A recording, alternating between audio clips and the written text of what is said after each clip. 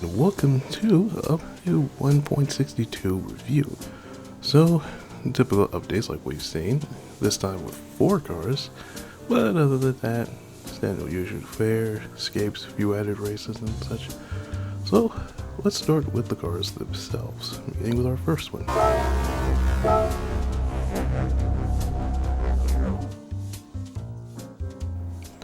So, that interesting sound goes to the Corvette CX concept. This is apparently one of 3 concepts designed this year in a competition by GM. And it's for this particular one that is in Gran Turismo 7. So, as per usual, one really impressed with this sort of thing. So, let's see what we can do on track since we can't do customizations. Driving this car, it's an absolute, it's something. The speed, both the loss of and the gain of, is something else to be just wowed by. I haven't had a car that's absolutely scared the crap out of me and what it does since the Formula 1 car in Gran Turismo Sport. And it's just insane how quick it goes from one end of the circuit to the other. And I suppose that's what 2,000 horsepower does for you, and especially when there are no gears in the way of all of that. But it is just insane there. You know, the brakes to bleed off the speed, the air brake itself. And that's just to bring all the speed down. So, complete madness. And then we get to its track variant.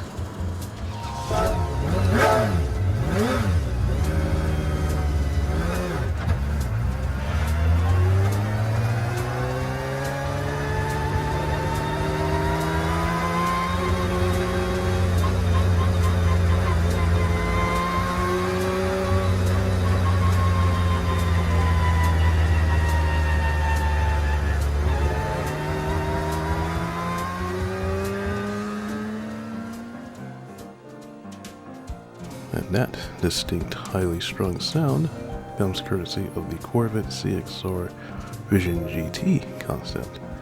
Essentially a racing version of the concept you've just seen there, except without the EV engine, but instead as a hybrid, using a 3-wheel system. And instead of evolving EV, there is a petrol engine in there. So the horsepower figure all adds up to the same 2,000 horsepower. It just now comes with advanced brakes, rear wing, and all that. So let's see what that does in comparison.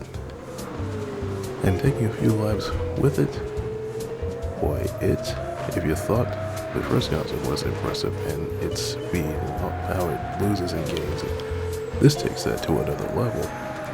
It just happens to have a recognizable combustion engine soundtrack to it, but either way, it's super capable, even more capable. And I would say it is pretty much on that same level, to some degree, just a little bit more than the Formula 1 car.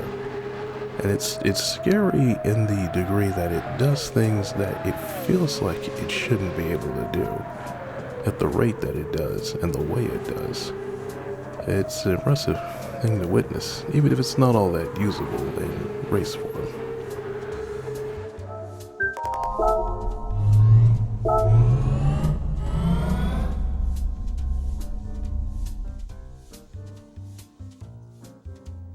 So that interesting little jingle comes in the form of the Ophelia 1.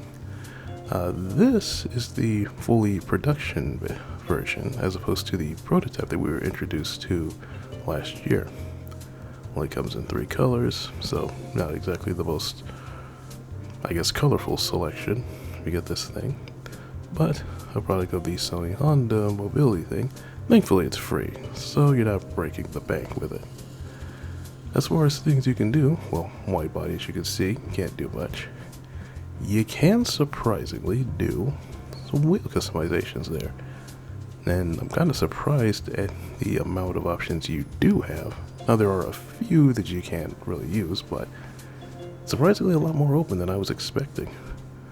As for visual stuff, well, this split is about as far as you're gonna go. And as far as the rear wing goes, well, you just got the custom one there. There's the medium, there's the short, there's the high, and then there's the amount of selectable endpoints, as per usual. So, not a particularly customizable car all that much, outside of a livery editor maybe. And as for driving, well, it's nothing really to write home about. Granted, it's somehow not the absolute pig that the Nissan Qashqai tends to be, but still not exactly inspiring there. It's not exciting. And maybe that's just the customer this is for. It's somebody that doesn't want anything exciting, that doesn't really want anything exuberance. It's amazing it could even make that and not be as much a struggle. I would be surprised if this thing absolutely outrun the Qashqai with how it's not as much of a drag. But it exists. That's the main thing about it.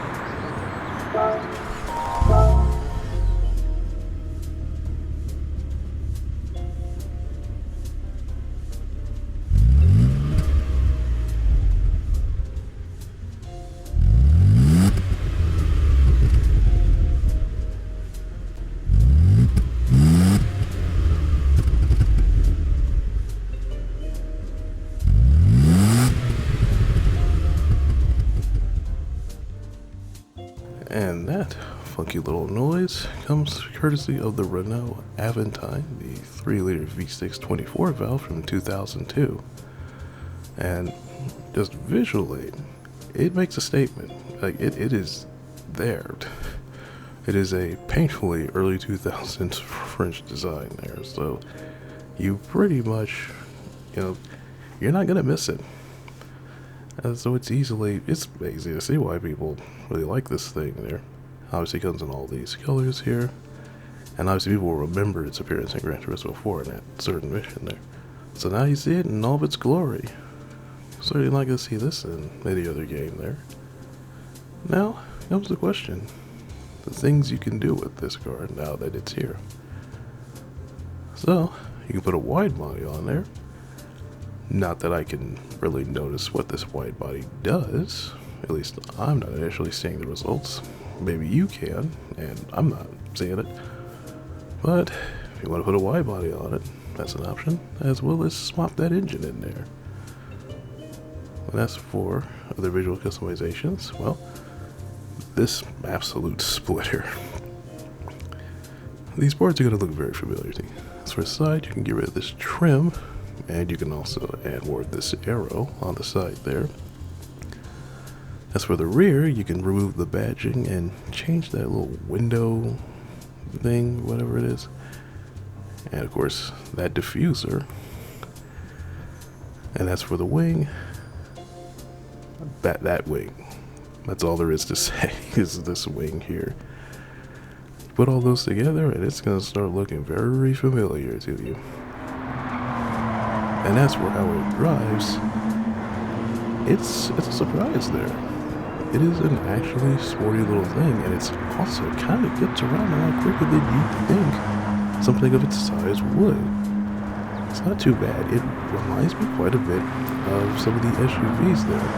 Now, it's not quite as light on its feet as the Mazda CX-30 or the Peugeot 2008, but it's far from the slowest thing, or at least it doesn't feel like it's the slowest thing, if we were to put that in a context there. And I think most of that's just down to, well, the early 2000s more than anything else, because think about it, those other two, those are literally 2 decades younger, so of course they're going to be much more capable than this will.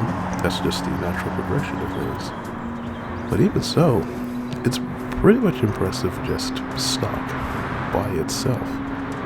So imagine the potential you can do with this when it gets to tuning. And remember, this is a people carrier, so that's quite amazing for what you're getting out of this.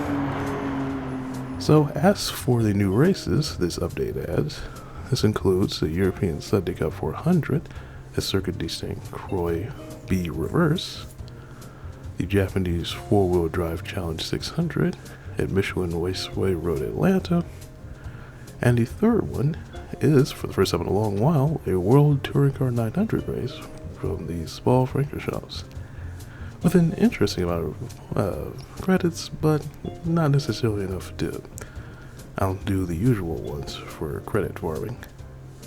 And for the first time in a while, we have a new extra menu. Now you have to scroll all the way down to find it, and it's way down, but you get the Japanese Racing Pioneers. These include the Nissan Skyline, Hardtop, the Honda S800, and the Toyota 2000 GT.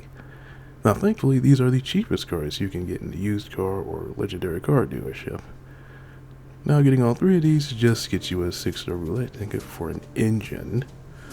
But if you want to complete the menu book, you will need those cars. And again, these will hardly break the bank, so get on, but do get on that though. They won't be there for long.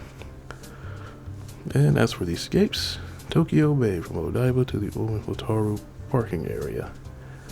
So a new set of escapes from Japan, and as you can see there, a lot of it on the outside city and the harbor there, and a lot of the industrial stuff here. Probably one of the even more stunning sets of photography from Japan there that we've seen in this escapes of this game there. And a pretty good range, even if most of it's around the bodies of water there. Of course, you can see the dock area that I would not be surprised is what inspired the Tokyo Expressway stuff there, or at least the portions with the dock area. But, yep, a new set of escapes for those who love their photos. So, that's it for this update. Again, not a lot to look at. The Corvettes, and of course the Aventine being the stars of the update. But anyway, if you guys enjoy this, give it a like, share, subscribe, and I'll see you guys in the next video.